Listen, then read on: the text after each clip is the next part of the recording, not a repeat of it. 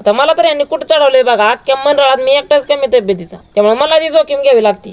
कसं आहे, उद्या सर्वांच्या लाडके बाप्पाचं आगमन होणार आहे, त्यामुळे डेकोरेशन प्लस लाइटिंग जोडायचं नियोजन चाललेलं. आता मला तर यांनी कुठं चढवलंय बघा, अख्ख्या मंडळात मी एकटाच कमी तब्येतीचा, त्यामुळे मला ती जोखीम घ्यावी लागते. पहिला विषय, शिडी कशाला टेकावली नाही, हाय अशी उभी धरली आणि मला वर चढवले. त्यांना म्हटलं सोड चाल वेळ चाल, काहीतरी गोंधळ करचाल मोकार. अहो मंडळातले कार्यकर्ते लय खतरनाक आहेत, कसं कुठं डोकं लावतील का नाही काय सांगता येते का. ही बघा एकच नंबर लाइटिंग सेटअप केलंय, त्याबद्दल आता ह्याचं क्रेडिट जातंय उपाध्यक्षांना. आता आम्ही पण पटापट करतो डेकोरेशन करायला सुरुवात केली. दिदी म्हणली तू फक्त हाताखाली दे, बाकी सगळं डेकोरेशन मी करते. आता आपल्या गणपती बाप्पाची मूर्ती आणायला जायचं होतं.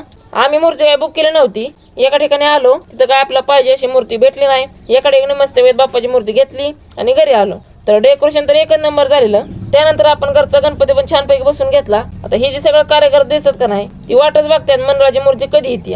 त्यानंतर मंडळाची मूर्ती वगैरे आली, त्याचबरोबर जे काही साऊंड घेतले ते पण पोच झालेले आहेत. आता मस्तपैकी गणपती बाप्पाची गाणी वगैरे लावायची, मजा करायची. ती मजा तुम्हाला उद्याच्या ब्लॉगमध्ये बघायला मिळेल. तोपर्यंत लाईक करा.